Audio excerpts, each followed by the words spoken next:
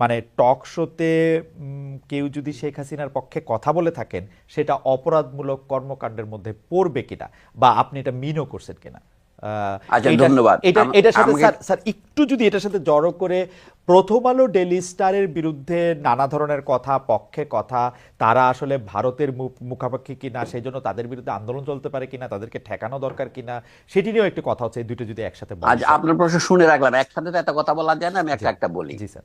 আওয়ামী লীগ সমর্থক বুদ্ধিজীবীদের বিচার করার কথাটা আমি ওভাবে বলি নাই। আমি বলেছি যে এই যে 16 জুলাইয়ের পর থেকে, হুম হুম আবু সাইদকে হত্যা করার পর থেকে ছাত্রদের আন্দোলন দানা বেঁধে উঠছিল। আপনি জানেন, কয়েকদিনের মধ্যেই আন্দোলনকারী ছাত্রদেরকে বিশ্ববিদ্যালয়ের প্রাঙ্গণ থেকে বের করে দিয়েছিল সরকারি দলের ছাত্র গুন্ডা বাহিনী। হুম এটা তো আপনি জানেন। হুম আন্দোলন একদম স্থিমিত হয়ে গেছিল। তখন ঢাকা বিশ্ববিদ্যালয়ের শিক্ষক সমিতি, আমি নাম করে বলছি, কি ভূমিকা পালন করেছিলেন?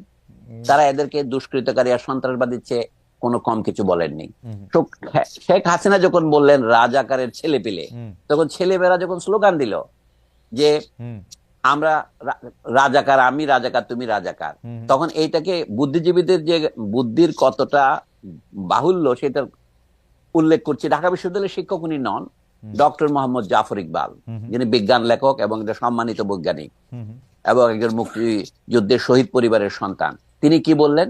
আমি ঢাকা বিশ্ববিদ্যালয়ে যাব না। কেন যাবেন না? কারণ ওখানে ছেলেরা রাজাকার।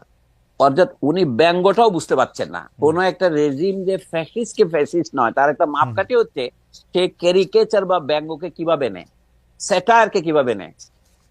জাফর ইকবাল সাহেব স্যাটায়ার বুঝতে পারেন নাই। যারা নিজেদেরকে রাজাকার বলছে তারা তো স্যাটায়ার করছে শেখ হাসিনাকে।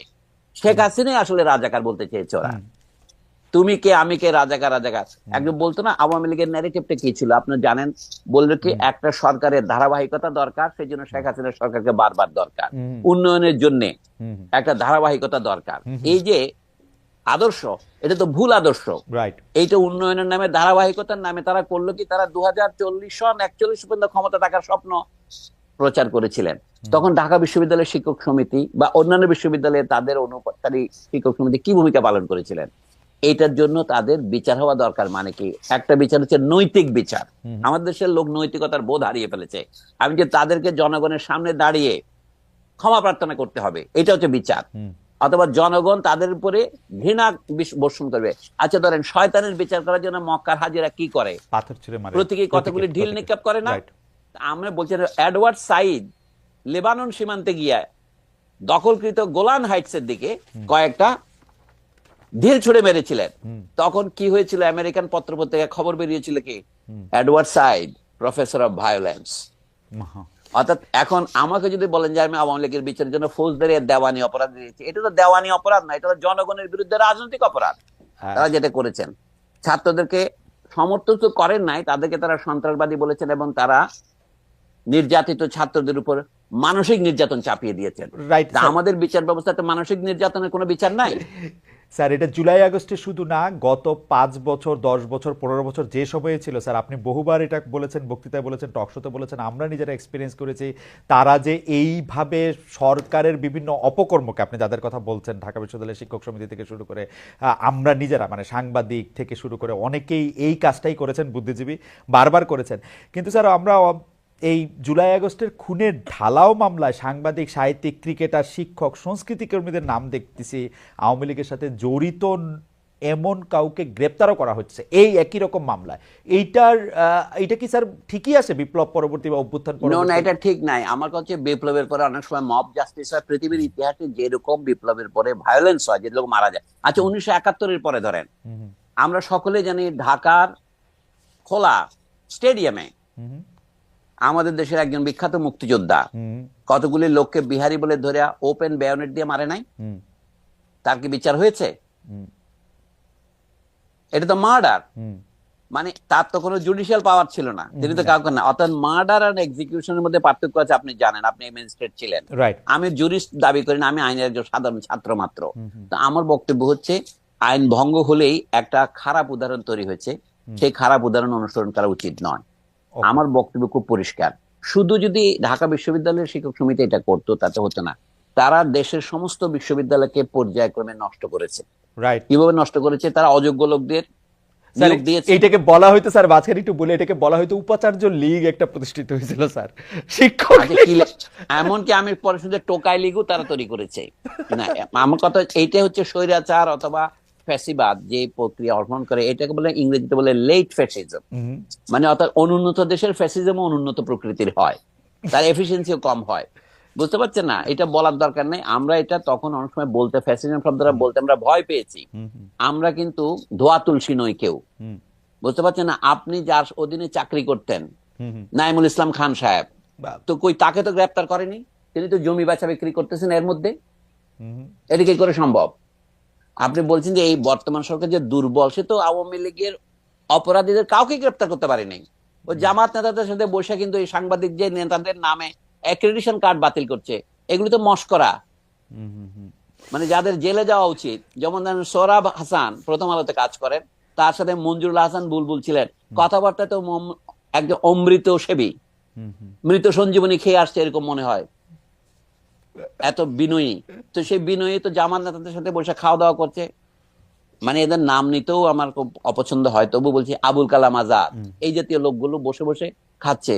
অথবা প্রধানমন্ত্রীর তথ্য উপদেষ্টা ছিলেন বা ইকবাল সোবহান চৌধুরী, তো এদের কাউকে তো গ্রেপ্তার করে নাই। তো বর্তমান সরকার ঢালাও মামলা দিচ্ছে, এগুলো তো কোনো মামলা টিকবে না, আইনের দৃষ্টিতে টিকবে না। এবং বরঞ্চ এইটা আমি মনে করি, এই যে জনগণের বিপুল আত্মত্যাগের মাধ্যমে, ছাত্রছাত্রীদের বিপুল রক্তপাতের মাধ্যমে যে সরকার এসছে, যা আমরা একটা স্বৈরতন্ত্রের কবল থেকে মুক্তি পেয়ে আনতে কিছুটা নিঃশ্বাস ফেলতে পারছি, সেটার বিরুদ্ধে ষড়যন্ত্র থেকে এই পর্যন্ত মিথ্যা মামলা দেওয়া। আমার আমার মনে হয় যে প্রফেসর সলিমুল্লাহ খান যেটি বলছেন সেটি আমরা আসলে সবাই মনে রাখতে পারি, যে এই বিচার আসলে জনগণের সামনে ক্ষমা চাওয়া এবং এইরকম একটি বিচার হওয়া উচিত, সেটি আসলে ঢালাও মামলার ক্ষেত্রে না। আমরা মনে হয় যে এটি আসলে অনেকে মনে রাখবেন। এই যে মডেলটা বলি, খালেদ আমাকে জি, বলে যে জি, দক্ষিণ আফ্রিকা যেটা হয়েছিল ট্রুথ এন্ড রেকনসিলিয়েশন, হুম, হুম, আমরা দেশের সব মানুষকে জেলে ঢুকাইয়া সব মানুষকে নির্বাসনে দিয়ে দেশ চালাতে পারবো না, সোজা কথায়। হুম, কিন্তু যে অন্যায় করেছে হুম, সেটা যদি আপনি বিচার না করেন, তাহলে আপনি অন্যায়কে সহ্য করলেন। হুম, রবীন্দ্রনাথ ঠাকুর আমাদের সকলের শ্রদ্ধেয়, হুম, হুম, অন্যায় যে করে আর অন্যায় যে সহে, তব ঘৃণা যেন তারে তৃণ সমদহে। আপনি এদের কোনো বিচার না করেন, বুদ্ধিজীবীরা পাকিস্তান আমলে অন্যায় করেছে 71 সনে, সেই বিচারটা যদি 70-এর দশকে হয়ে যেত, তাহলে পরবর্তীকালে এতগুলি নাটক আমাদের করা লাগতো না। পরবর্তীকালে আমরা অনেক কোলাবোরেটরের বিচারের দাবি তুলেছিলেন 20 বছর পরে হুম, বেগম জাহানারা ইমাম, ওকে, তার বিরুদ্ধে রাষ্ট্রদ্রোহের মামলা দেওয়া হয়েছিল, হুম, দেখেন। হুম, কিন্তু তার দাবিটা তখনই গ্রাহ্য হলে হুম, দেশে পরবর্তীকালে অনেকগুলি নাটক হতো না, হেফাজতের নাটক, শাহবাগের নাটক। এখন যে শাহবাগী টাপ বলতেছে, হুম, এগুলি মূল কথা হচ্ছে একটা ঘা যখন পুরনো হয়ে যায় তখন তা পচতে থাকে, হুম, এটা পচা শামুকে কাটা পায়ের মতো। আমি বলছি এখনো যদি এই দফায় যদি এরা নিজেরা নিজেদেরকে ক্লিন করে আসে, চীনে যেমন ছিল, কনফেশন করলেই তো হয় যে আমি এটা ভুলটা করেছিলাম, ভাই আমি করব না। আমি শুনেছি আওয়ামী লীগের কোন এক নেতা, মানে হুম, প্রথম শ্রেণীর নেতাদের একজন বলে কি আওয়ামী লীগ এখন জনগণের কাছে মাপ চাইতে প্রস্তুত। হুম, কিন্তু মাপ তো তাদের নেত্রী চাইতেছে না। হুম, মানে চাইলেও আমাদের খুনের অপরাধের কোনো মার্জনা হয় না। রাইট, যারা খুনের সাথে হত্যার সাথে জড়িত তাদের বিচার ফৌজদারি কাটে হবে। কিন্তু রাজনৈতিক ভাবে হুম, আমি মনে করি আওয়ামী লীগ তার বৈধতা, হুম, নৈতিক বৈধতা হারিয়েছে। ওকে, আওয়ামী লীগ বাংলাদেশে আর কোনোদিন উঠে দাঁড়াতে পারলে আমি মনে করি যে আমাদের রাজনৈতিক পড়াশোনা যা করেছি সবই বৃথা যাবে। Right sir. স্যার এখন মুসলিম লীগ যেমন বিলুপ্ত হয়ে গেছে, আওয়ামী লীগও বিলুপ্তির পথে, এটা আমি দৃঢ়ভাবে বিশ্বাস করি। স্যার এই আওয়ামী লীগও তো ভিন্ন নামে আসবে, কিন্তু পুরনো আওয়ামী লীগ নিজে নিজেকে বিলুপ্ত করে নাই বাকশাল করে, রাইট, তাকে আবার ফিরিয়ে দেওয়া হয়েছিল। তো সেইটা সে নিজেকে আবার দ্বিতীয় আত্মহত্যা করলো। আপনার মনে পড়ে, আমি বলি, জি, আপনার মনে আছে শামসুর রহমানের প্রথম কবিতার বইয়ের নাম কি? প্রথম রৌদ্রকরটিতে প্রথম প্রথম গান গান দ্বিতীয় দ্বিতীয় মৃত্যুর মৃত্যুর আগে, আগে। রাইট, এই যে রৌদ্রকরটিতে আওয়ামী সেকেন্ড। লীগের এই যে আওয়ামী লীগের দ্বিতীয় মৃত্যুর আগে এই প্রথম গান গেয়েছিলেন শেখ হাসিনা। স্যার আপনি যেটা বলছেন যে আমি মানে সাংবাদিক, সাহিত্যিক, ক্রিকেটার, শিক্ষক বা সংস্কৃতি কর্মী যারা সরাসরি হত্যা বা ফৌজদারি অপরাধের সাথে যুক্ত নন, তারা যদি আসলে প্রকাশ্যে মাপ চাওয়ার মতো নিজেদেরকে ক্লিয়ার করে জায়গায় আসেন, সেটা কি স্যার সমাজের বা রাষ্ট্রের ব্যবস্থা করা উচিত, না নিজেরা নিজেরা করবে? কেমনে করবে স্যার এটা, যদি কেউ এটা আমি বলে? জানি না, আমি তো তাদের একজন। আমি বলছি যে মানুষ যেটা আশা করে, বুঝছি, যে বুঝছি মানুষ স্যার। স্বতঃস্ফূর্ত ভাবে এসে যখন ক্ষমা চায়। হ্যাঁ, হ্যাঁ, আমি যে বাংলাদেশের জনগণের ঐতিহাসিক রেকর্ড হচ্ছে বাংলাদেশের জনগণ প্রতিশোধ পরায়ণ নন। আচ্ছা, শেখ হাসিনার বিরুদ্ধে যে সমস্ত অভিযোগ আছে তার মধ্যে একটা হচ্ছে তিনি ছিলেন ভয়ানক প্রতিশোধ পরায়ণ। হুম, আল্লাহ মালুম সত্য কোনটা আমি জানি না, তবে আমার মনে হয় বাংলাদেশের জনগণ শেখ হাসিনার মতো প্রতিশোধ পরায়ণ নন। শেখ হাসিনার প্রধান সমস্যা হচ্ছে তিনি লেখাপড়া জানতেন না, আমি দুঃখের সাথে বলছি। মানে তিনি ছিলেন এটা প্রমাণ কি, তিনি খালেদা জিয়া ম্যাট্রিক পাশ করেছে কি করে নাই এই কথাটা এতবার বলতেন যে তিনি কিভাবে পরীক্ষা পাশ করেছেন সেই পরীক্ষা থেকে তাকে জিজ্ঞাসা করে নাই। মানে তিনি যেভাবে কথা বলতেন তাতে তার মধ্যে কোনো প্রজ্ঞা আছে এটা মনে হতো না। এটা অ্যাবসলিউটলি রাইট স্যার, কিন্তু তার আশেপাশে যারা ছিলেন বড় বড় সার্টিফিকেটধারী, কারো কারো পিএইচডিও আসে, দুটো একটা দেড়টা, তারাও তো স্যার একই মানে তাকেই মনে করতেন, মানে মানে আমি জানি না, মানে তাহলে ওইটা কেমনে হলো? তারা তো স্যার একটু পড়ালেখা জানতেন, শিক্ষক, সাংবাদিক, বুদ্ধিজীবী, এরা কি এখন বলেন আচ্ছা ধরেন আমার তাদের কথা বাদ দে, আমার যে বন্ধুরা বলছেন বাংলাদেশে আমরা কি কারো প্রজা, আমাকে প্রজাতন্ত্র বলা হয় কেন? প্রজা তো কথাটা হচ্ছে ইংরেজি পাবলিক কথাটার অনুবাদ, রিপাবলিক মানে হচ্ছে থিং অফ দি পাবলিক, মানে বলে না জনগণের মাল। আক্ষরিক রি মানে হচ্ছে ল্যাটিন কথা রেসের সংক্ষিপ্ত ফর্ম হচ্ছে আর ই রি। তো এখন সেইটা আমাদের বন্ধুরা যারা শিক্ষিত, একটা পত্রিকার সম্পাদক, বিশ্ববিদ্যালয়ের অধ্যাপক, অবসরপ্রাপ্ত অধ্যাপক, তারা যদি এটা বোঝে না, তাহলে আপনি শেখ হাসিনার চারপাশে যারা ছিলেন তাদেরকে কি অভিযোগ করবেন? না ঠিকই আছে। এই তো আমাদের গরিব দেশের অধ্যাপকরাও দ্বিতীয় শ্রেণীর অধ্যাপক। প্রথম আলো আর ডেইলি স্টার সম্পর্কে যদি একটু বলতেন যে তাদের আচ্ছা আমি বলি, প্রথম আলোর আপনি একসময় কাজ করেছেন, প্রথম আলো তো আমি কিছুদিন লিখেছি, কিন্তু গত 16 বছরের প্রথম আলো আমার কোনো লেখা ছাপায় নাই। কিন্তু আমি প্রতিশোধ পরায়ণ নই। এই প্রথম আলো এই 2008 সনে আমার শেষ লেখা চেপেছিল। 16 বছর পর এই 2024-এ আমার একটা ইন্টারভিউ তারা প্রকাশ করেছে, আমার কোনো খবরই ছাপতো না। কিন্তু তারপরেও আমি মনে করি প্রথম আলো হচ্ছে আমাদের দেশের যত পত্রিকা আছে একটা ইনস্টিটিউশন হয়ে দাঁড়িয়েছে। তার বিরুদ্ধে যারা আক্রমণ করছে এটা আমি সমর্থন করি না। তাকে আমরা সমালোচনা করবো, পত্রিকাকে পত্রিকা আকারে সমালোচনা করবো।